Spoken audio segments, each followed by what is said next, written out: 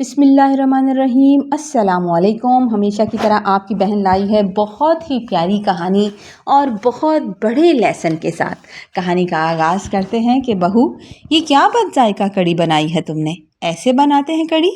تمہیں کڑی بنانے کی ذرا بھی تمیز سلیقہ نہیں ہے، ماں نے کچھ سکھایا ہی نہیں ہے۔ میری ساس نصرت بیگم نے پہلا نوالا ڈالتے ہی انتہائی کراہت، ناگواری اور شدید غصے سے بھرا ہوا جملہ بولا تھا، اور سالن کا وہ بھرا ہوا ڈونگا زور سے ڈائننگ ٹیبل کی میز پر پٹکا، اور جس سے سالن کے کچھ چھینٹے میز کے ساتھ ساتھ میرے دوپٹے پر بھی آ گرے تھے۔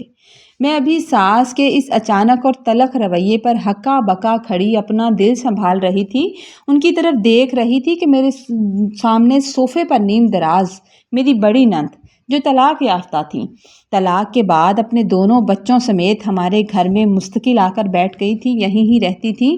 انہوں نے فوراً اپنے چاولوں کی پلیٹ، جو وہ اچھے بھلے کھا رہی تھی، میری ساس کے بولنے پر ہی پیچھے سرکائی اور ناک منہ چڑھاتے ہوئے زہریلے لہجے میں کہنے لگی، یہ کیا بنا دیا بھابھی؟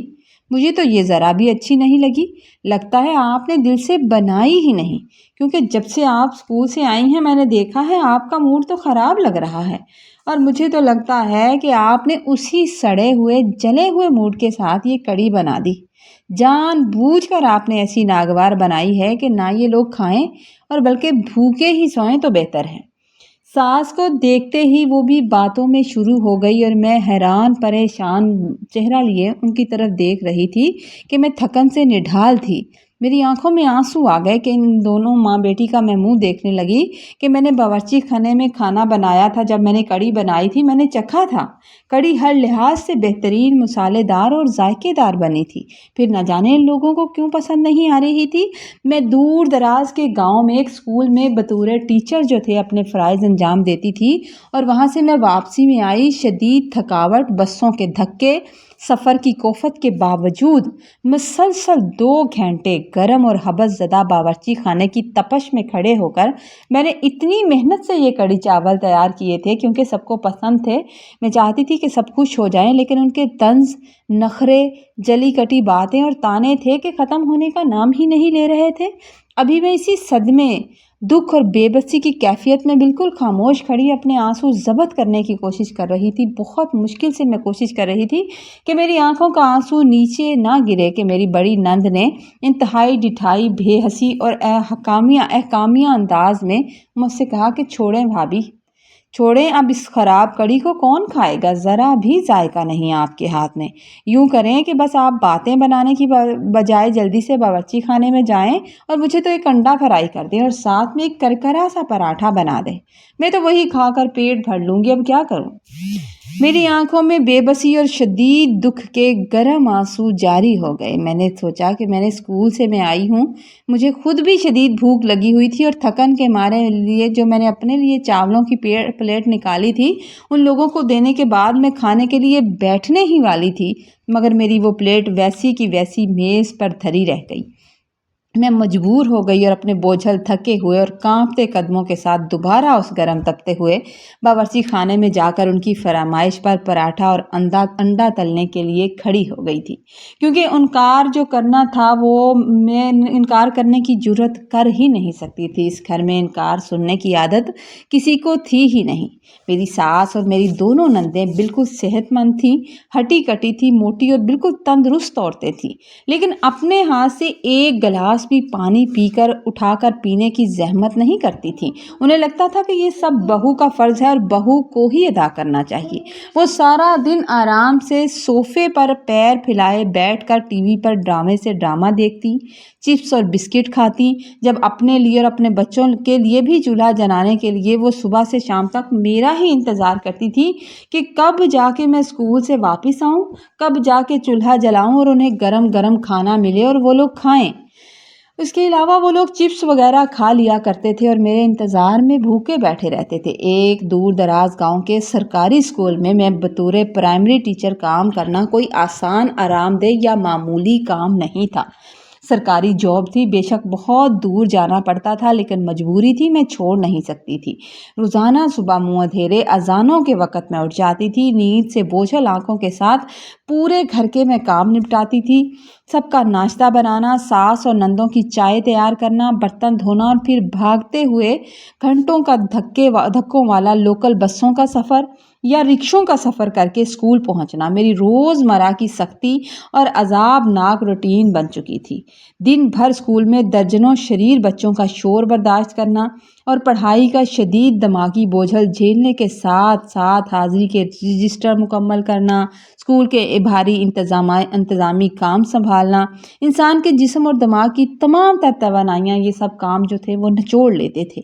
میں دراصل ایک بالکل سادہ، شرمیلی اور سیدھی سادی گاؤں کی لڑکی تھی۔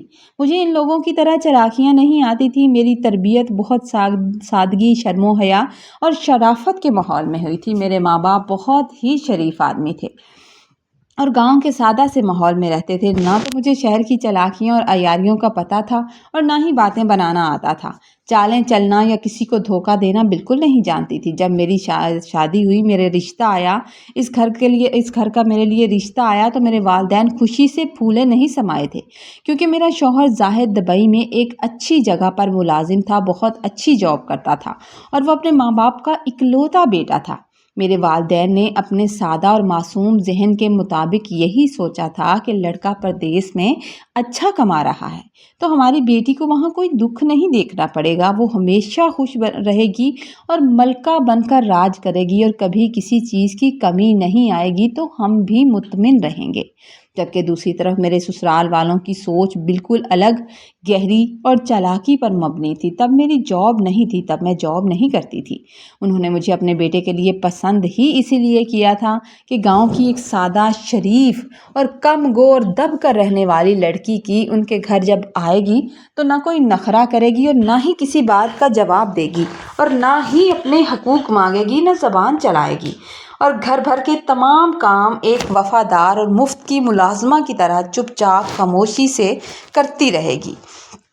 شادی کے کچھ عرصے بعد جب زاہد دبئی چلا گیا، یعنی کہ کچھ مہینے وہ میرے ساتھ رہا اور پھر دبئی چلا گیا، تو اس نے فون پر مجھ سے کہا کہ تم اتنی پڑھی لکھی ہو، گھر بیٹھ کر وقت ضائع کرنے کی بجائے سرکاری اسکول کی ٹیچنگ کے لیے اپلائی کیوں نہیں کرتی؟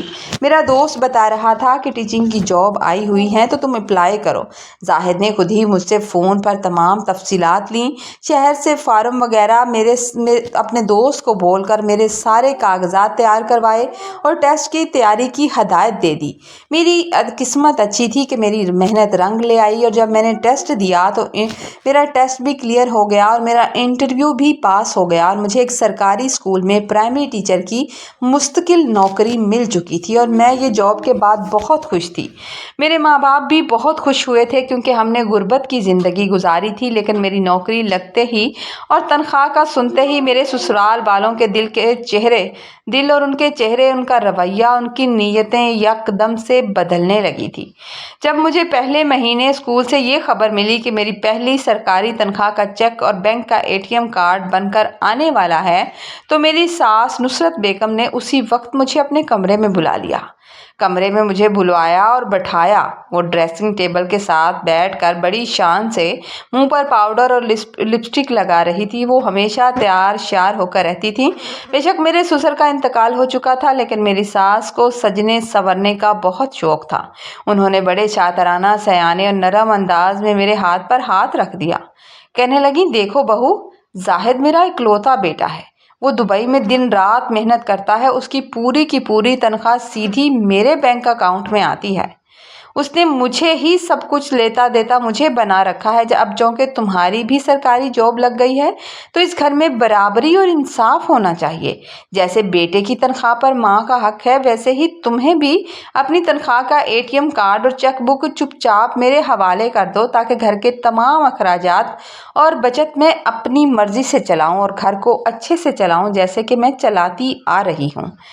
ताकि किसी को भी मसला ना हो। उनका ये नाजायज़ और हट दर्मी भरा मुतालबा सुनकर मेरे पैरों तले से ज़मीन निकल गई। मैं हैरान हो गई। मैंने बड़ी हिम्मत जमा करके इंतहाई एहतराम से कहा, अम्मा जी, मैं अपना कार्ड तो आपके हवाले नहीं कर सकती, लेकिन आपको घरेलू राशन या ज़रूरत के लिए जो रकम चाहिए होगी मैं तनख्वाह मिलते ही आपके हाथ पर रख दिया करूँगी, मैं आपको दे दिया करूँगी, आप फ़िक्र ही ना करें।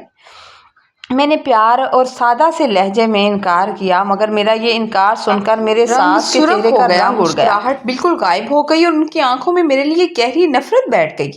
मेरे तरफ ऐसे देख रही थी कि जैसे मुझे अभी के अभी खा जाएंगी। उस दिन के बाद से उन्होंने मेरी ज़िंदगी अजाब बना दी।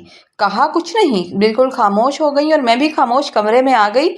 लेकिन मेरे लिए मुश्किलात जो थी वो और बढ़ाने लगी। मैं स्कूल और सफ़र की थकन से चूर होकर घर आती, खाना पकाने वाली मासी रखने की मिन्नतें करती। मैंने कितनी बार अपनी सास से कहा कि खाना पकाने वाली मासी रख देते हैं, लेकिन वो तंज करके खामोश करवा देती। वो मुझे रोज़ाना उन भूखे और सेहतमंद ससुराल वालों के लिए एक नौकरानी की तरह खड़े होकर खाना बनाना पड़ता था। मैं उन्हें कई बार कहा था कि काम वाली रख लें, तो मेरी सास आराम से कह देती थी कि हम नौकरानियों के हाथ का खाना नहीं खाते। एक शाम जब मैं स्कूल से थकी हार कर घर लौटी और अपने गीले कपड़े बदल कर बावर्ची खाने में शाम के खाने की तैयारी कर रही थी, तो मैं सास के कमरे की तरफ चाय देने के लिए बढ़ी। अभी मैं दरवाजे के पास पहुंची ही थी कि अंदर से सास नुसरत बेगम की रोती हुई और मजलूमाना आवाज़ मेरे कानों तक आई थी। वो दुबई में बैठे हुए अपने बेटे जाहिद को फ़ोन मिलाकर मुझ पर झूठे इल्ज़ामात लगा रही थी और इतने सादा तरीके से उससे बात कर रही थी। कहने लगी, जाहिद बेटा, मैं तो तुमसे कुछ कहना ही नहीं चाहती थी, लेकिन अब मुझसे सहा नहीं जाता। मेरी बर्दाश्त जवाब देती जा रही है। तुम दुबई में इतनी गर्मी में दिन रात मेहनत करते हो और तुम्हारी बीवी महरीन अपनी सरकारी तनख्वाह का एक एक पाई अपने बाप के घर भेज देती है। वो बूढ़ा भी बड़ी चालाकी से आता है और बेटी के हाथ से सारे पैसे लेकर चला जाता है। मैंने बड़ी मोहब्बत से उससे कहा था कि बहू, अपना एटीएम कार्ड मुझे दे दो ताकि घर का खर्च आसानी से चल सके, लेकिन उसने साफ मना कर दिया, साफ इनकार कर दिया और मुझे आंखें दिखाकर चली गई। बेटा, मैंने अपनी इन आंखों के से कई बार देखा है कि उसका बाप चुपके चुपके से हमारे घर आता है और मुझसे नज़रें बचाकर पैसे ले जाता है। हालांकि उसकी जॉब तुमने लगवाई, उसके लिए सारी मेहनत तुमने की।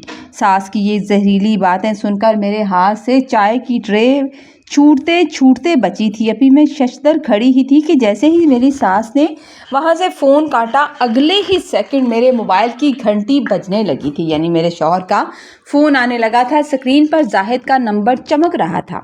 मैंने कांपते हाथों से फ़ोन उठा लिया। मैं जान गई थी कि माँ ने उसे सब कुछ समझा दिया है। तो जाहिद बगैर किसी तहमीद के गुस्से में धारने लगा। कहने लगा, महरीन, तुम्हारे बाप के पास 2 कमाते हुए जवान बेटे मौजूद हैं। उसको शर्म नहीं आती बेटी की कमाई लेकर जाते हुए? उनका ख्याल करने के लिए वो दोनों काफ़ी हैं। फिर तुम्हारा बाप पैसे मांगने के लिए मेरे घर के चक्कर आखिर क्यों काटता है? तुम मेरी बीवी हो, तुम मेरी बिना इजाज़त के इस तरह पैसे अपने बाप को भी नहीं दे सकती। मैं अपने शौहर का ये सख्त इल्ज़ाम सुनकर बिल्कुल हैरान रह गई और कहने लगी, जाहिद, ये तुम क्या कह रहे हो? तुम्हें किसने इतनी बड़ी गलत फहमी में डाला है? ऐसा कुछ भी नहीं है। मेरे अब्बा तो कभी भी पैसे लेने हमारे घर नहीं आए। अगर वो कभी शहर आते हैं सामान लेने के लिए तो 2 घड़ी मुझसे मिलकर चले जाते हैं, इसके अलावा कोई बात नहीं है। इस तरह तो मेरी तरफ वो गुस्से से मेरी बात काटते हुए कहने लगा, झूठ मत बोलो। अम्मा ने क्या कभी तुम पर किसी चीज़ की कोई कमी आने दी? कभी तुम्हें कहा कि ये चीज़ मत खाओ या ये चीज़ मत लो? अगर सच्ची हो तो तुम अपना बैंक कार्ड अम्मा के हवाले क्यों नहीं कर देती? जब मैंने देखा कि जाहिद मुझ पर ज़रा बराबर भी भरोसा करने को तैयार ही नहीं है, तो मैं मजबूर हो गई। मैंने बेबसी से आह भरकर कहा था कि अगर आप मुझे इतना मजबूर कर रहे हैं तो ठीक है, मैं अम्मा को अपना कार्ड दे जाती हूँ। आप परेशान ना हों, आप गुस्सा ना करें। मैंने फ़ौरन अपने पर्स से उसी वक्त एटीएम कार्ड निकाला और डाइनिंग रूम की तरफ चली गई। मेरी सास नुसरत बेगम जरक बरक कीमती लिबास पहने منہ پر ڈارک میک اپ کیے سجائے ڈائننگ ہال کے بڑے اور نرم صوفے پر ٹیک لگائے بڑی شان سے ٹی وی دیکھ رہی تھی۔ وہ اب اپنے بیٹے کو میرے خلاف بھڑکا چکی تھی تو اب ان کے چہرے پر سکون اتر آیا تھا۔ میں نے آگے بڑھ کر وہ کارڈ ان کی طرف بڑھایا اور عاجزی سے کہا تھا کہ اماں جی آپ ہی اس گھر کی بڑی ہیں، اس لیے میں اپنی سرکاری تنخواہ کا یہ کارڈ آپ کے حوالے کر رہی ہوں۔ ساس نے ایک لمحہ غرور سے میری طرف غصے بھری نظروں سے نظر ڈالی اور اپنے نکھرے ہوئے چہرے پر طنز کی مسکراہٹ سجاتے ہوئے اور بڑے نخرے سے کارڈ پکڑ کر اپنی گود میں رکھتے ہوئے کہنے لگی، ہمیں تو تمہارے اس کارڈ کی کوئی خاص ضرورت نہیں تھی بہو، لیکن اگر تم خود منتیں کر کے خود دے رہی ہو تو چلو بہتر ہے، میں اسے رکھ لیتی ہوں۔ کارڈ حاصل کرتے ہوئے تو ان کا دل باغ ہو گیا ہوگا، لیکن وہ اوپر سے پھر بھی نخرہ ہی دکھا رہی تھی۔ ان کا رویہ میرے ساتھ پہلے سے بھی زیادہ تلخ ہو گیا تھا، کیونکہ پہلے کچھ بہتر اس لیے تھا کہ وہ کارڈ مجھ سے لے سکیں، اور جب کارڈ ان کے ہاتھ لگ گیا تو ان کا رویہ اور بھی تلخ ہو گیا۔ کچھ دن بعد ایک شام میری اماں اور ابا مجھ سے ملنے کے لیے میرے سسرال آئے، کیونکہ کافی دن ہو گئے تھے اماں ابا نہیں آئے تھے اور میں بھی نہیں گئی تھی۔ اپنے بوڑھے ماں باپ کو اچانک سامنے دیکھ کر میری خوشی کا ٹھکانہ نہیں رہا۔ میں بھاگ کر باورچی خانے چلی گئی، ان کے لیے گرم گرم چائے اور کھانا تیار کرنے لگی، کیونکہ جب ماں باپ مائکے سسرال میں آپ سے ملنے کے لیے آتے ہیں تو بہت ہی خوشی ہوتی ہے۔ میں نے ان کا ہاتھ پکڑا اور میں سویدھا ان کو اپنے کمرے میں لے آئی تھی اور بڑی محبت سے التجا کی تھی کہ اماں ابا آج میں آپ کو کسی قیمت پر بھی واپس نہیں جانے دوں گی، آپ آج کی رات میرے پاس ہی رکیں گے، صبح جب میں اسکول جانے کے لیے نکلوں گی تو آپ بے شک چلے جائیے گا، میں آپ کو نہیں روکوں گی، اور میں چاہتی ہوں کہ رات کو اماں سے ڈھیر ساری باتیں کروں۔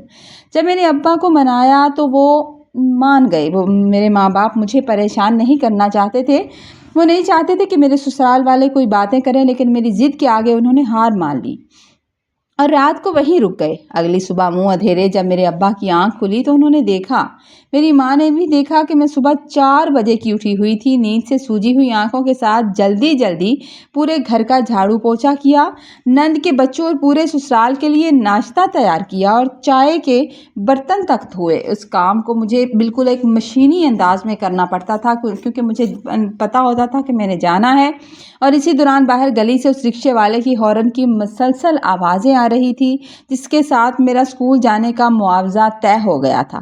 وہ روزانہ اب مجھے لینے آتا تھا۔ باہر رکشہ کھڑا بار بار ہارن دے رہا تھا اور مجھے اسکول سے تاخیر ہو رہی تھی، مگر گھر کے کام تھے، ختم ہونے کا نام نہیں لے رہے تھے۔ میں نے جلدی سب کو ناشتہ دیا اور بغیر منہ دھوئے ہی ناشتے کا آدھا لقمہ جو تھا وہ منہ میں ٹھونسا اور ایک چھوٹی سی اخبار میں لے کر روٹی لپیٹ کر جلدی سے بیگ میں رکھی اور بھاگتے کپڑے تبدیل کیے اور ہانپتی ہوئی اپنے ماں باپ کے گلے لگ کر اسکول کے لیے نکل گئی تھی، کیونکہ میں جان رہی تھی کہ مجھے دیر ہو رہی تھی۔ میرے ماں باپ اپنی بیٹی کی یہ تلافی، یہ مشقت اور نوکرانیوں جیسی حالت دیکھ کر اندر سے تڑپ اٹھے تھے کہ یہ وہی بیٹی تھی جو گھر میں کام کرتے ہوئے کتنا غصہ کیا کرتی تھی اور یہاں آ کر کتنے مشینی انداز میں کام کر رہی تھی۔ ان کی آنکھوں میں آنسو آ گئے تھے۔ میرے اسکول جانے کے بعد میرے ابا نے میری ساس نصرت بیگم کے پاس کھڑے ہو کر بڑے دکھ اور عاجزی کے ساتھ کہا تھا کہ بھابھی جی، مہرین صبح اتنی مشقت کرتی ہے، اتنی صبح اٹھ جاتی ہے، اسکول کا اتنا لمبا سفر طے کر کے آتی ہے، پھر گھر آ کر کھانا بھی پکاتی ہے۔ اگر آپ اس کے لیے کھانا بنانے والی کوئی عورت رکھ لیں، کم سے کم کوئی جھاڑو پوچھے والی کوئی عورت رکھ لیں تو ہماری بچی کی جان کو تھوڑا سکون مل جائے گا، بیچاری اکیلی اتنی محنت کرتی ہے۔ یہ سنتے ہی میری ساس نے اپنا ناک منہ چڑھا کر زہریلے لہجے میں کہا تھا کہ بھائی صاحب، جس گھر میں وہ آئی ہے وہاں تو دن میں 2 وقت کی روٹی بھی مشکل سے نصیب ہوتی تھی۔ آپ کے گھر میں کتنے نوکر چاکر ہیں جو آپ اپنی بیٹی کو نوکر چاکروں کا مشورہ دے رہے ہیں؟ یہاں آ کر ہماری مہرانی صاحبہ کو کھانے پکانے کے لیے بھی کام والی چاہیے۔ اپنے مائکے میں بھی وہ ایسے ہی آئی ہے اور یہاں آتے ہی آپ کو کیا پرابلم ہو رہی ہے؟ میرے ابا نے ان کی زہریلی بات کو برداشت کیا اور آگے سے کوئی جواب نہیں دیا۔ ماحول کو سنبھالنے کے لیے باتوں ہی باتوں میں میری نند کا ذکر چھیڑتے ہوئے ابا نے پھر سے کہہ دیا کہ بھابھی جی، ہماری نظر میں ایک بہت ہی شریف اور نیک انسان کا رشتہ موجود ہے۔ اس کی پہلی بیوی کا انتقال ہو چکا ہے اور اس کی کوئی اولاد نہیں ہے۔ وہ چاہتا ہے کہ کوئی اچھے اخلاق والی عورت ملے جو گھر سنبھال لے۔ उसका घर संभाल ले, क्योंकि वो अच्छी जॉब करता है और वो चाहता है कि कोई औरत उसके घर को संभाल ले और उसका घर का सिस्टम जो है वो चल सके। वो बच्चों का भी पूरा ख्याल रखेगा, क्योंकि शरीफ लड़का है, उस बात की गारंटी मैं देता हूँ। और अगर आपकी इजाज़त हो तो रिश्ते की बात को आगे बढ़ाऊँ। ये सुनकर मेरी सास बिल्कुल खामोश हो गई और मुंह बनाकर बोली कि हम सोच कर बताएंगे। अभी हमने सोचा नहीं है, सोच कर बताएंगे। लेकिन मेरे वालिदैन के जाते ही मेरी सास ने एक बार फिर बड़ा सा तूफ़ान खड़ा कर दिया। उन्होंने दुबई में ज़ाहिद को फ़ोन मिलाया और चीख चीख कर झूठ बोलने लगी कि ज़ाहिद बेटा, तुम्हारी बीवी ने अपने माँ बाप को बुलाकर मेरी और तुम्हारी बहनों की शदीद बेइज्जती करवाई है। वो आए दिन अपने माँ बाप को बुलाती है और हमें बातें सुनवाती है। वो लोग आकर मेरी बेटियों को ताने देते हैं और कह रहे हैं कि तुम्हारी तलाक याफ्ता बहन इस घर पर बोझ बन बैठी है, अब उसे इस घर में नहीं रहना चाहिए और उसे किसी भी बूढ़े के साथ बांध कर इस घर से निकालो, क्योंकि तुम्हारी बहनें तुम्हारी बीवी पर बोझ बन रहे हैं। उधर मैं स्कूल में अपनी क्लास के 2 पीरियड लेकर स्टाफ रूम में अभी फारग होकर आकर बैठी थी कि जाहिद का फ़ोन मुसलसल आने लगा। जैसे ही मैंने घबराकर फ़ोन कान को लगाया तो दूसरी तरफ से जाहिद बगैर मेरी कोई बात सुने, बिना मुझसे कुछ पूछे मुझ पर चीखने लगा, धाड़ने लगा, कहने लगा, महरीन, तुमने और तुम्हारे माँ बाप ने मेरी बहनों की बेइज्जती की। कैसे जुर्रत हुई तुम लोगों की? तुम समझती क्या हो कि मेरी बहनें तुम्हारी सरकारी तनख्वाह की रोटियों पर पल रही हैं? आज के बाद तुम्हारे माँ बाप हमारे घर का चक्कर ना ही लगाएं तो बेहतर है। मैं अपनी बहनों को दुबई से बाकायदा भारी खर्च भेजता हूँ। तुम्हारे घर वालों को मेरी बहनों की फ़िक्र करने की बिल्कुल ज़रूरत नहीं है और आइंदा मैं उनके मुंह से ज़रा भी कोई बात ना सुनूं। और मैं अभी अम्मी से कह देता हूँ कि तुम्हारा बैंक कार्ड तुम्हें वापस कर दें और तुम जाकर अपना कार्ड पकड़ो और अपना खाना पीना खर्च आज से बिल्कुल अलग कर लो। तुम मेरे माँ बाप के साथ रहने की, मेरे माँ और बहनों के साथ रहने के काबिल ही नहीं हो। मेरी बहनों को बोझ बनने की भी ज़रूरत नहीं है। उनके लिए खुद अलग से मैं काम वाली रख लूँगा, तुम्हें फ़िक्र करने की ज़रूरत नहीं है। मैं जाहिद की ये तमाम बातें सुनकर शर्मदा रह गई। मैंने रोते सिसकते हुए लहजे में कहा था कि जाहिद, मेरी बात तो सुनो। अब्बा ने तो सिर्फ एक अच्छे रिश्ते की बात की थी, एक अच्छा रिश्ता बताया था। खुदा के लिए मेरी बात सुनो। लेकिन जाहिद ने गुस्से में अंधा होकर कहा कि मुझे तुम्हारी कोई सफाई नहीं सुननी, मुझे तुमसे कोई बात ही नहीं करनी। और उसने मेरा फ़ोन काट कर मेरा नंबर ही ब्लॉक कर दिया। मैं स्कूल के स्टाफ रूम में बैठकर फ़ोन हाथ में लिए फूट फूट कर रो रही थी। मुझे अंदाज़ा नहीं था कि वो इस तरह मेरी तजलील करेगा। मेरा दिल खून के आंसू रो रहा था कि जिस शौहर ससुराल के लिए मैंने अपनी जवानी तनख्वाह कुर्बान कर दी, उसने मुझे एक बार बोला कि कार्ड मेरी माँ को दे दो, तो मैंने दे दिया। उन लोगों ने मुझे किस मोड़ पर ला खड़ा किया था? स्कूल के स्टाफ रूम में बैठकर जब मैं अपने शौहर की बेहसी और सास की घिनौनी साजिशों पर खून के आंसू रो रही थी, तो मेरे बराबर में बैठी हुई एक हमदर्द टीचर ने मेरी ये हालत देखी। जब उसने देखा कि ये रो रही है और बार बार इसकी आंखों से आंसू निकल रहे हैं, तो कहने लगी, मेरे करीब आई और मुझसे पूछने लगी कि क्या हुआ बहन, आपको मैं काफ़ी देर से देख रही हूँ, आप शदीद परेशान और रो रही हैं, आखिर मसला क्या है? अगर मेरे काबिल हो तो मुझे बताएं, हो सकता है मैं आपकी हेल्प कर सकूं। जब दिल गम से भरपूर था और कोई हमदर्द मौजूद नहीं था, तो मैंने अपना ज़बत तोड़ते हुए ससुराल के तमाम मुजालिम, तनख्वाह के कार्ड की छीन झपट और शौहर के ब्लॉक की हुई कॉलों का सारा अहवाल उसके सामने रो रो कर बयान कर दिया।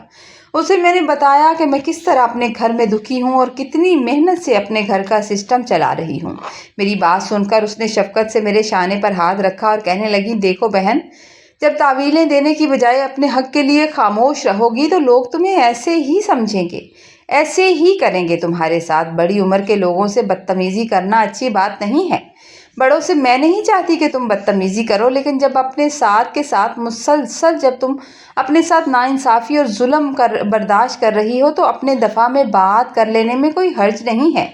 तुम एक बार घर जाकर अपनी सास से सुकून से बैठकर पूछो तो सही कि वो आखिर अपने बेटे को तुम्हारे खिलाफ ऐसी पट्टियाँ पढ़ाती क्यों हैं। उन्हें एक बार मना तो करो, शायद तरीके से बात करने पर वो तुम्हारी बात समझ जाएं और आइंदा अपने बेटे को तुम्हारी शिकायत ना लगाएं। उसकी ये बात सुनकर मेरे बोझल दिल को एक आस मिली। मुझे लगा कि क्यों ना मैं तरीके से अपनी सास से बात करूं और उनसे पूछो तो सही कि आखिर मेरा कसूर क्या है। मैंने सोचा कि वाकई मुझे जाकर एक बार सीधे तरीके से बात करनी चाहिए। लेकिन जब मैं स्कूल से लौटकर घर दाखिल हुई तो हॉल का मंजर देखकर मेरी रूह कांप गई, क्योंकि आज मुझे आने में देर हो गई थी और डाइनिंग हॉल में मेरी सास और दोनों नंदे सोफे पर विराजमान कहके लगा रही थी। उनको तो ऐसा लग रहा था जैसे कुछ हुआ ही नहीं। पूरा हॉल लार्ज पिज़्ज़ा के अध खाए हुए टुकड़ों, गहरे नालीदार निपकन और गत्ते के बिखरे हुए डब्बों से भरा पड़ा था।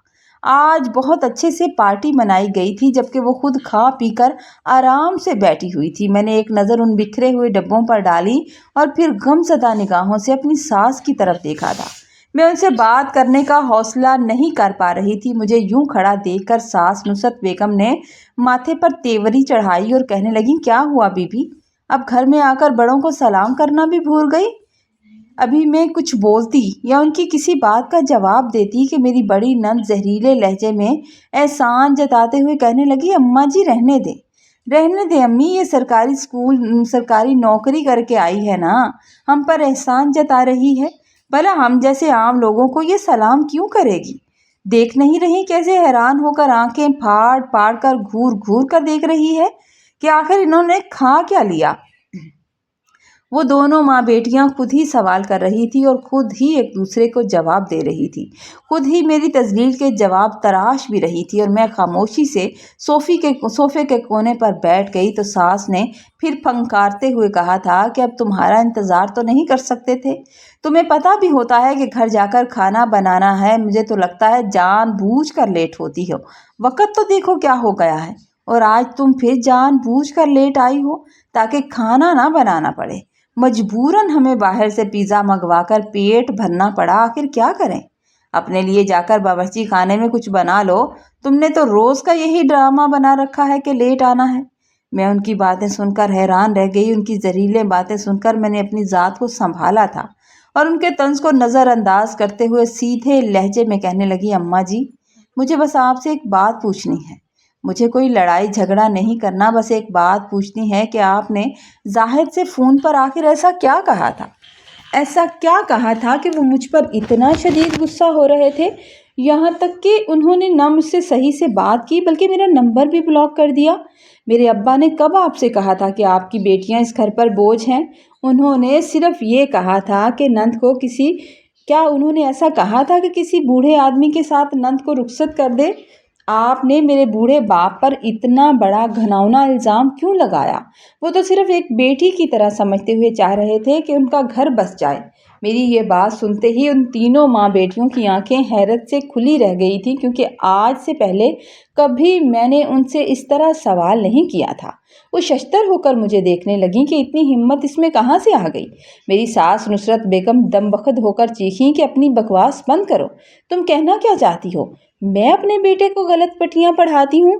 सास का ये डिठाई भरा अंदाज देखकर मेरा ज़बर जवाब दे गया।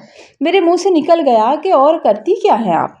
आप सारा दिन बैठकर अपने बेटे के कान मेरे खिलाफ भरती ही रहती हैं। कभी है जो आपने सही से बात की हो?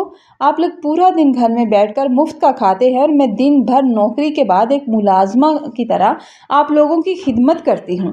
आप लोग काम में भी मेरा ज़रा हाथ नहीं बिठाते, लेकिन फिर भी मेरी इस घर में कोई इज्जत नहीं है। आप लोग मुझे ज़रा इज्जत नहीं देते। मेरे मुंह से ये सच्चाई निकलने की देर थी कि तीनों माँ बेटियां तिलमिला उठीं। तिलमिलाकर जल्दी से अपनी जगह से उठ खड़ी हुई और बड़ी बड़ी नंद गुस्से में पागल होकर चीखती हुई मेरी तरफ बढ़ी। कहने लगी, अम्मा, जो ज़बान आज खुली है, अगर ये आज बंद ना की गई तो बार बार खुलेगी। मैं तो कहती हूँ मुंह तोड़ दें इसका। मैंने दुखी दिल के साथ उसकी तरफ देखा और कहा, बाजी, आप खुद अपना घर छोड़कर यहाँ आकर बैठ गई। खुदा के लिए मेरा अपना घर तो नहीं बसा सकी, लेकिन मेरा घर तो मत उजाड़े। मुझे सुकून से रहने दें। मैं इन लड़ाइयों झगड़ों से दूर रहने वाली लड़की हूँ। بس میں نے اتنی بات کی تھی کہ میری اس بات پر میری بڑی نند دیوانی ہو گئی اور دیوانی ہو کر آگے بڑھی۔ اس نے میرے بال نوچ کر مجھے زمین پر پٹک دیا۔ اس کا بس نہیں چل رہا تھا کہ وہ میرا گلا دبا دے۔ اس کے بعد ان تینوں ماں بیٹیوں نے مجھے وحشیوں کی طرح مارنا شروع کر دیا۔ کوئی میرے سر پر مکے برسا رہی تھی تو کوئی میری کمر میں لاتیں مار رہی تھی، کوئی مجھے میرے منہ پر تماچا مار رہی تھی اور میں درد کے مارے چیخ رہی تھی۔ وہ لوگ 3 تھے اور میں 1 تھی۔ میں خود کو چھڑوا نہیں پا رہی تھی تو چھوٹی نند نے بھاگ کر ہال کا بڑا دروازہ اندر سے بند کر لیا۔ کیونکہ میں چیخیں مار رہی تھی تو ان کا ارادہ تھا کہ چیخیں میری گلی تک نہ چلی جائیں یا محلے کے لوگ نہ سن لیں۔ ان کے دل میں ذرا برابر بھی رحم یا خوف خدا نہیں آ رہا تھا۔ میری بڑی نند نے اپنے جوتے سمیت اپنا پورا پاؤں میرے منہ پہ رکھ دیا اور غرور سے کہنے لگی کہ مانگ معافی مانگ، جو بدتمیزی تو نے میری ماں سے کی ہے اس کی معافی مانگے گی تو چھوڑوں گی۔ میں نے درد اور تشدد سے اس قدر نڈھال اور بے بس میں ہو چکی تھی کہ میں نے گرتے ہوئے آنسوؤں کے ساتھ ہاتھ جوڑ لیے، کیونکہ وہ لوگ سب مجھ پر ظلم کر رہے تھے مل کر۔ تو میں نے کہہ دیا کہ خدا کے لیے مجھے چھوڑ دو، میں معافی مانگتی ہوں، مجھے معاف کر دو۔ جب میں نے بار بار یہ کہا تب جا کر انہوں نے مجھے چھوڑا، ہال کا دروازہ کھولا اور مجھے وہیں خون میں لت پت اور نیم بے ہوش سا چھوڑ کر خود وہ ماں بیٹیاں باہر چلی گئی تھی۔ اللہ کی غیبی مدد دیکھیے کہ اس وقت میرا چھوٹا بھائی احمد، جو دوسرے شہر سے کسی کام یہاں پر آیا ہوا تھا، میرے سسرال پہنچ گیا، کیونکہ اماں نے گھر میں دیسی گھی کی پنجیری بنا رکھی تھی اور آتے ہوئے احمد کو تھما دی تھی اور اس کو ہدایت دی تھی کہ اگر شہر جا رہے ہو تو اپنی بہن کو بھی دیتے آنا، اس کے گھر جاتے ہوئے پکڑاتے جانا۔ لیکن جب وہ گلی سے اندر آیا اور سسرال والوں نے اسے باہر دیکھا تو ان کے چہروں کا رنگ فک ہو گیا تھا۔ وہ لوگ جان گئے کہ اب ان کی چوری پکڑی گئی ہے۔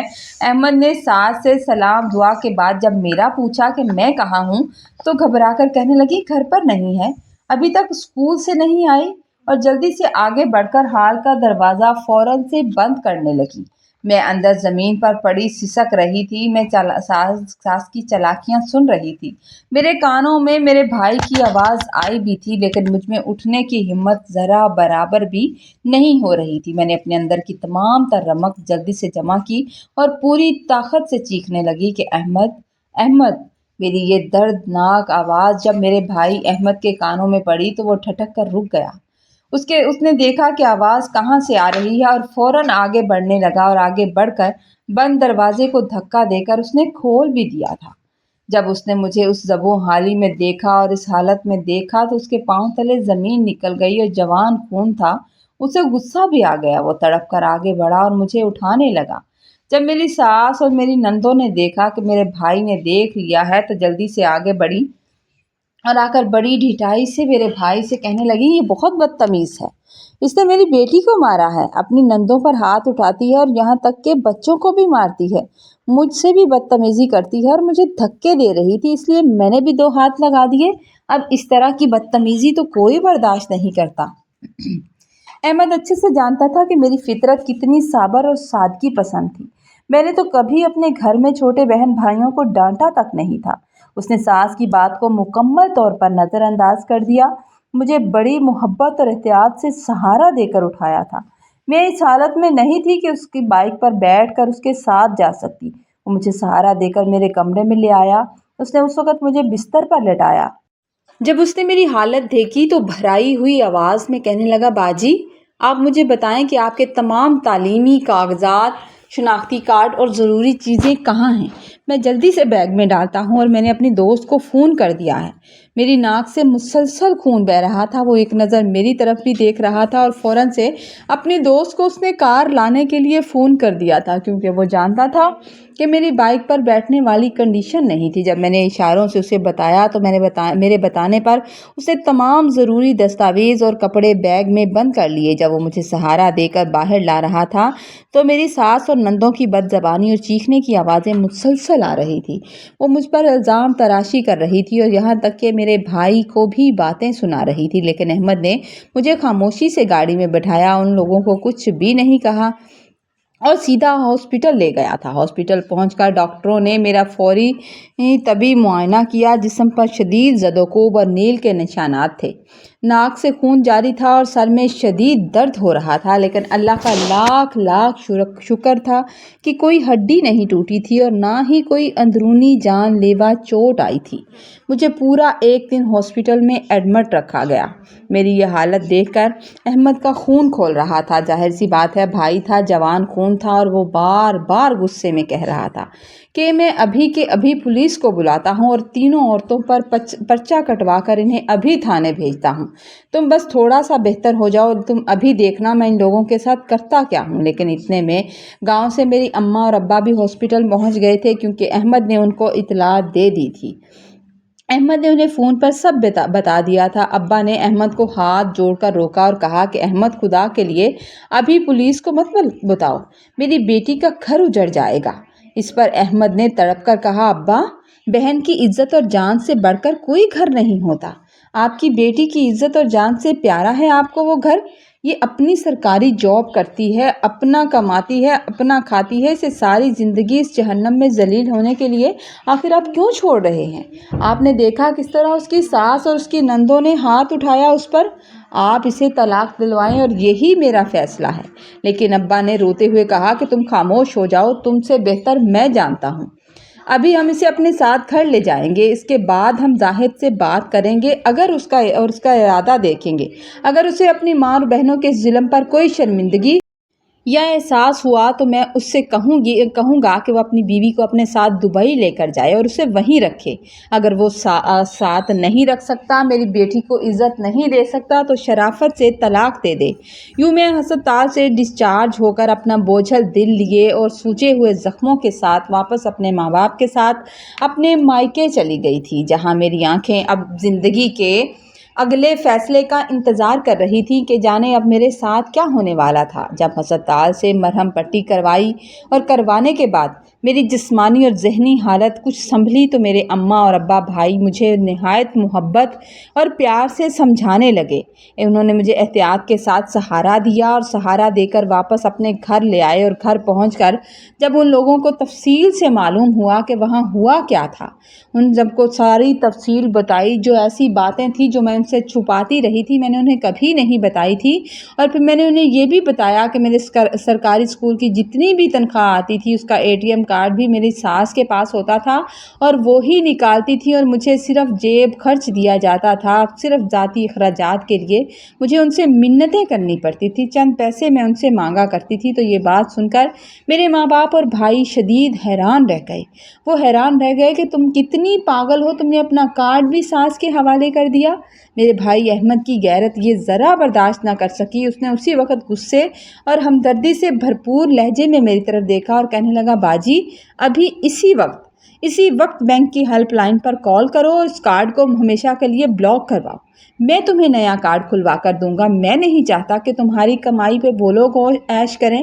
میں نے اپنے بھائی کے کہنے پر بغیر کسی تاخیر کے فوراً بینک کی ہیلپ لائن پر رابطہ کیا اور اپنا ATM کارڈ مکمل طور پر بند کروا دیا تھا۔ اسی شام کو میرے شوہر زاہد کی دبئی سے براہ راست کال میرے ہی فون پر آ گئی تھی۔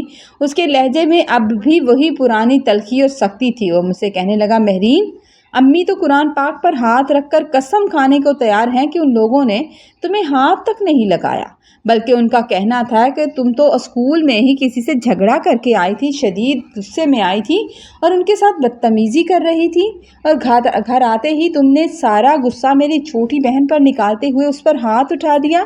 تمہیں ذرا شرم نہیں آئی کہ وہ میری چھوٹی بہن ہے؟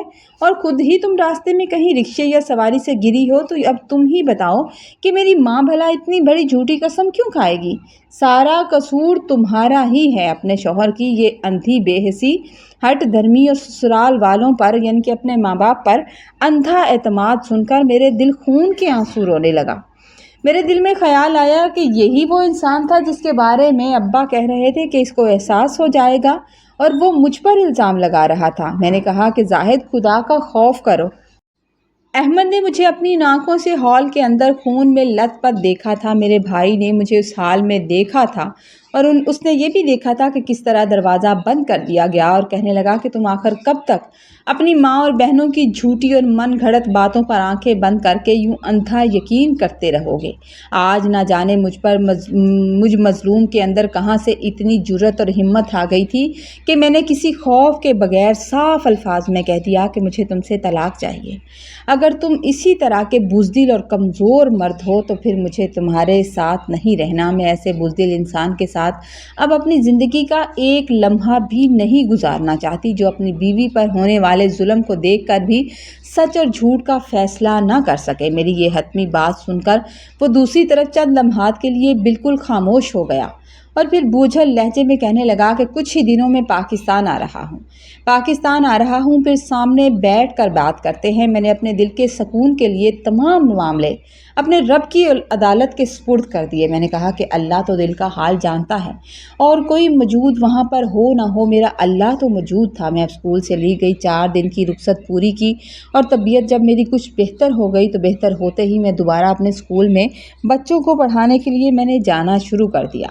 تقریباً 1 ہفتہ گزر گیا۔ 1 ہفتے کے بعد زاہد دبئی سے واپس پاکستان پہنچ گیا، اور جس دن پہنچا تھا اس سے اگلے دن وہ ہمارے گھر آیا اور میرے اماں اور ابا کے سامنے خاموشی سے سر جھکائے بیٹھا ہوا تھا۔ جب میری اماں اور ابا نے اور ہمارے خاندان کے کچھ لوگوں نے مل کر اسے سسرال والوں کی بدسلوکی اور مجھ پر کیے گئے بدترین تشدد کی تمام تر سچائی بتائی، جب سب نے اسے بتایا کہ وہاں ہماری بیٹی کے ساتھ کیا کیا سلوک کیا گیا، وہاں اس پر ہاتھ اٹھایا گیا، یہاں تک کہ اسے جان سے مارنے کی کوشش کی گئی، تو اب بھی وہ اپنی ماں کی صفائیاں دیتے ہوئے وہی پرانی گردان الاپنے لگا۔ کہنے لگا، ابا جی آپ نے تو باقاعدہ، اماں میری نے تو قسم کھائی ہے، میری ماں کبھی ایسی جھوٹی قسم نہیں کھا سکتی۔ ان کا صاف کہنا ہے کہ ان لوگوں نے مہرین کو بالکل نہیں مارا۔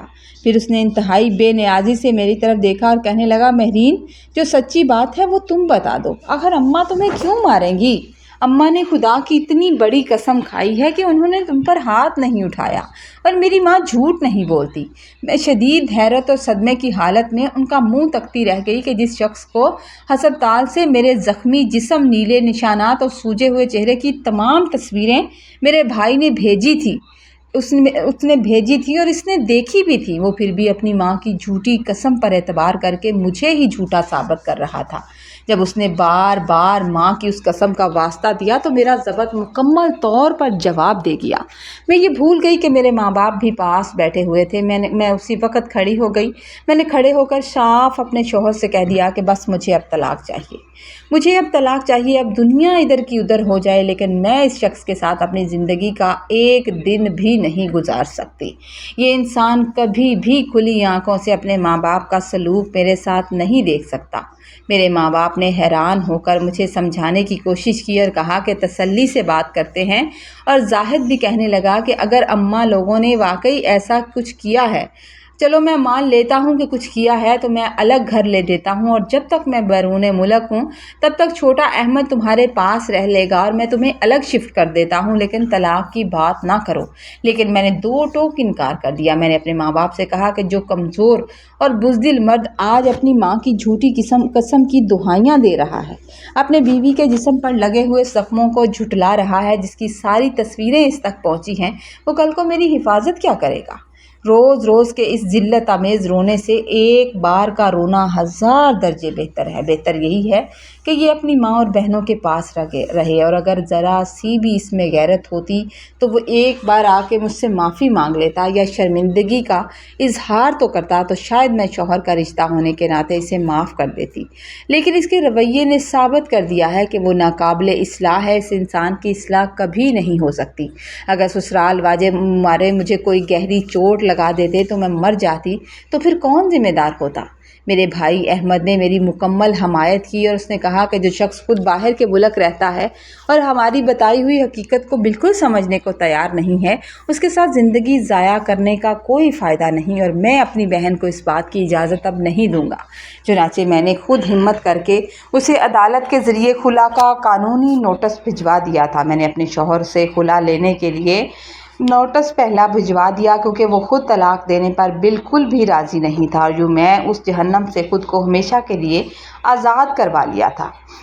خلا کی کارروائی مکمل ہونے کے تقریباً 2 یا 3 مہینے گزر گئے۔ مجھے اپنے سابقہ سسرال کے متعلق ایک خوفناک اور عبرتناک خبر ملی تھی۔ میں جانتی تھی کہ میری دونوں نندیں کام چور تھیں، کام کرنا تو انہیں ذرا بھی پسند نہیں تھا، لیکن میری ساس ہی ان کے لیے کچھ بناتی ہوگی۔ ان کے کچن میں کام کرتے ہوئے گیس کا سلنڈر اچانک دھماکے سے پھٹ گیا۔ اس حادثے میں میری سابقہ ساس کا پورا جسم اور چہرہ شدید ترین حد تک جھلس گیا تھا اور وہ ہاسپٹل کے ICU میں انتہائی تشویشناک حالت میں زندگی اور موت کی کشمکش میں مبتلا تھی۔ ایک جاننے والے نے جب یہ مجھے بات بتائی اور جب یہ خبر میرے کانوں تک پہنچی تو میری روح کانپ گئی اور مجھے اندازہ ہوا کہ اللہ تعالیٰ کی لاٹھی بے آواز ہے۔ جب جھوٹی قسم کھائی جاتی ہے تو وہ اپنے مظلوم بندوں کا حساب اسی دنیا میں پورا کرتا ہے۔ اس دن نہ جانے میرے دل میں ایسی کیا آئی کہ میں نے اپنے سابق شوہر زاہد کے نمبر پر فون ملا دیا۔ حالانکہ مجھے اس کا نمبر میں کاٹ چکی تھی، لیکن اس کا نمبر مجھے یاد تھا۔ اس کے فون اٹھاتے ہی میں نے سنجیدہ، تلخ اور بھاری لہجے میں کہا تھا کہ زاہد، تم نے اپنی آنکھوں سے دیکھ لیا نا کہ اللہ تعالیٰ نے کس طرح تم لوگوں کو مکافات عمل تمہارے سامنے لا کر کھڑا کر دیا۔ تمہیں بتا دیا کہ کس طرح کسی کے ساتھ برا سلوک کرتے ہیں، اور ابھی تو صرف تمہاری ماں کا حساب ہوا ہے۔ اور جس طرح تم نے لوگوں نے مجھ پر جھوٹے الزامات لگائے ہیں، اللہ پاک کی جھوٹی قسم بھی کھائی ہے، ابھی تو تم اور تمہاری ان ظالم بہنوں کے جرائم کی سزا ہونا باقی ہے، کیونکہ میں نے اپنا معاملہ اللہ پر چھوڑ دیا تھا۔ یہ بات کہہ کر میں نے فوراً سے فون کاٹ دیا۔ اس کے بعد زاہد کی طرف سے مسلسل کالز آنے لگی۔ وہ بار بار فون کر رہا تھا، لیکن میں نے اس کی کوئی کال نہیں اٹھائی، اور جب میں اس کا نمبر بلاک کرنے ہی والی تھی تو اس نے ایک انتہائی دردناک میسیج کیا۔ اس کا میسیج موصول ہوا کہ خدا کے لیے مہرین، میری ماں کو معاف کر دو۔ تم مجھے چاہے جو مرضی بد دعا دو، لیکن میری ماں کو معاف کر دو۔ میری ماں بہت شدید تکلیف اور عذاب میں ہے۔ شاید تمہاری معافی سے اس کی تکلیف میں کمی آ جائے، اس کی مشکل آسان ہو جائے۔ میں تم سے ہاتھ جوڑ کر معافی مانگتا ہوں کہ میری ماں کو معاف کر دو۔ اس نے مسلسل عاجزی سے بھرپور میسیج کیے ہوئے تھے، لیکن میں نے خاموشی سے اس کے تمام نمبر، جس نمبر سے وہ مجھے فون کر رہا تھا، میں نے وہ نمبر بلاک کر دیے۔ اس واقعے کو ابھی 1 ہفتہ گزرا تھا کہ میرے لیے اللہ کے فضل سے ایک بہت ہی اچھے، شریف اور خاندانی لوگوں کی طرف سے شادی کا پرپوزل آ گیا۔ شادی کی تجویز آئی۔ لڑکا بے حد نفیس اور سلجھا ہوا تھا۔ اس کی پہلی بیوی کا انتقال ہو چکا تھا اور اس کی ایک ننھی سی بیٹی بھی تھی، کیونکہ بیٹی کی پیدائش پر بیوی کا انتقال ہو گیا، اور وہ لوگ بار بار میرا ہاتھ مانگ رہے تھے اور میرے ابا کو یقین دلانے کی کوشش کر رہے تھے کہ ہم آپ کی بیٹی کو بہت خوش رکھیں گے۔ جب ابا نے مجھ سے میری مرضی پوچھی تو میں نے حالات کو مد نظر رکھتے ہوئے خاموشی سے اپنی رضامندی ظاہر کر دی تھی، کیونکہ میری وجہ سے میرے ماں باپ بہت پریشان رہتے تھے۔ ابھی ہم نے اس نئے رشتے کے لیے ہاں کی تھی کہ ایک شام ہمارے گھر کا مرکزی دروازہ زور سے بجا تھا۔ میرے بھائی احمد نے جا کر دروازہ کھولا تو سامنے میری بڑی نند اور اس کے ساتھ زاہد کھڑے ہوئے تھے، اور احمد نے ان کا چہرہ دیکھتے ہی غصے میں دوبارہ دروازہ بند کرنا چاہا۔ جیسے ہی وہ دروازہ بند کرنے لگا تو میری بڑی نند نے فوراً اپنے ہاتھ جوڑ دیے اور زاروں قطار رونے لگی، روتے ہوئے کہنے لگی، احمد بھائی، خدا کے لیے ہمیں 2 منٹ کے لیے اندر آنے دو، ہم مہرین سے 5 منٹ بات کریں گے اور پھر چلے جائیں گے۔ پلیز ہمیں اجازت دے دو، ہمیں معاف کر دو، ہم ہاتھ جوڑتے ہیں کہ بات کر کے چلے جائیں گے۔ ان کی یہ حالت دیکھ کر انہیں اندر ہال میں آنے کی اجازت دے دی گئی تھی، اور شام کا وقت تھا جب میری بڑی نند روتی ہوئی سیدھی آ کر میرے پاؤں میں گر گئی۔ میں گھبرا کر جلدی سے اٹھی تھی۔ اٹھ کر میں پیچھے ہو گئی، کیونکہ اس طرح کی ان کی حرکت کا مجھے ذرا بھی اندازہ نہیں تھا۔ وہ سسکیاں لیتے ہوئے کہنے لگیں کہ مہرین، تم بہت صابر اور نیک دل ہو، ہم لوگ تمہارا دل دکھاتے رہے۔ میری ماں اس دنیا سے رخصت ہو چکی ہے۔ میں نے رات اپنی اماں کو خواب میں دیکھا تھا، ان کا بہت ہی دردناک اور برے حال میں عذاب دیکھا ہے، اور وہ خواب میرے ذہن سے نکل نہیں رہا۔ خدا کے لیے میری ماں کو دل سے معاف کر دو کہ اللہ تعالیٰ ان کے لیے آخرت میں آسانیاں پیدا کرے۔ ہمیں معاف کر دو، ہم بے تحاشا شرمندہ ہیں، اور میں تمہارے آگے ہاتھ جوڑتی ہوں، میں پاؤں پڑ کرتی ہوں تمہارے، اور اپنے تمام کیے گئے ظلم اور گناہوں کا اعتراف کرتی ہوں۔ خدارا ہمیں معاف کر دو۔ وہ بار بار روئے جا رہی تھی اور ہاتھ جوڑ رہی تھی، اور وہ تو میرے پاؤں پکڑنے کو بھی تیار تھی۔ اس کی یہ زبوں حالی اور گر گڑانا دیکھ کر میرے ابا نے شفقت سے میرے شانے پر ہاتھ رکھا اور میری طرف دیکھا۔ کہنے لگے، بیٹی، اللہ جو بھی کرتا ہے وہ انسان کے لیے بہتر ہوتا ہے، اور اللہ تعالیٰ نے جو تمہارے لیے کیا ہے وہ تمہارے لیے بہتر ہے. ہو سکتا ہے ان کی صالحت اور معافی کے ذریعے اللہ تعالیٰ تمہاری زندگی کے آگے کے تمام راستے آسان کر دے. تو معاف کر دینا اور دل کو بڑا کرنا جو ہے یہ بہت اچھا کام ہے. تم انہیں معاف کر دو. اپنے ابا کا حکم سن کر میں نے اپنا دل بڑا کیا اور ان لوگوں کو معاف کر دیا. میں نے کہا کہ میں نے اللہ کی رضا کے لیے تم لوگوں کو اور تمہاری ماں کو معاف کر دیا. آج کے بعد میرے دل میں یہ بات ختم ہو گئی. وہ دونوں میرا بے حد شکریہ ادا کرتے ہوئے اور میری آئندہ زندگی اور اچھے نصیب کی دعائیں دیتے ہوئے وہاں سے رخصت ہو گئے تھے اور میں ان لوگوں کو مایوس اور جھکے ہوئے کندھوں کے ساتھ جاتے ہوئے دیکھتی رہ گئی تھی. اس معافی کے بعد رب کریم نے میرے نصیب کے تمام دروازے ایسے کھولے کہ میری شادی دانیال سے ہو گئی. دانیال ایک انتہائی اعلیٰ ظرف عزت دینے والے اور بہترین انسان ثابت ہوئے. انہوں نے مجھے زندگی میں کبھی کسی چیز کی کمی نہیں آنے دی.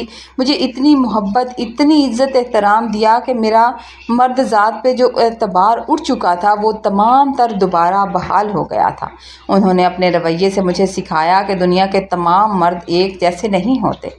دانیال کی پہلی بیوی سے جو بیٹی تھی اسے میں نے اپنی سگی بیٹی سے بھی بڑھ کر پالا تھا، اپنایا تھا اور اسے اپنی بیٹی بنایا تھا.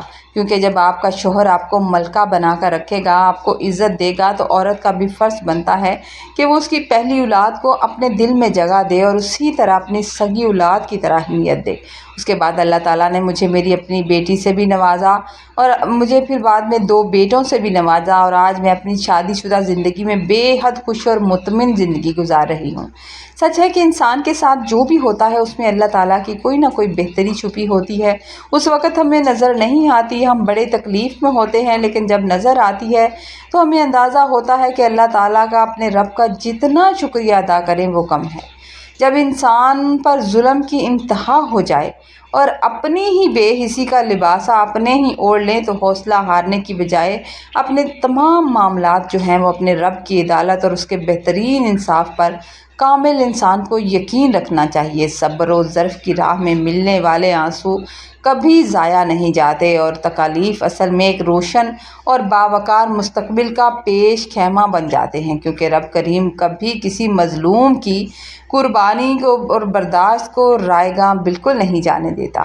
مکافات عمل کا ترازو اس دنیا میں قائم ہوتا ہے اور جو لوگ ظلم کرتے ہیں اور جو اللہ پر توکل کرتے ہیں، خدا ان کے لیے اندھیروں کے بعد عزت، محبت اور سچی خوشیوں کے دروازے ایک نہ ایک دن ضرور کھول دیتا ہے.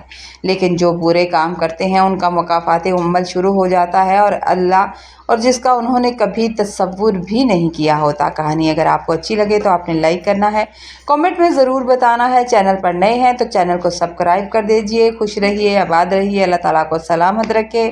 اللہ حافظ.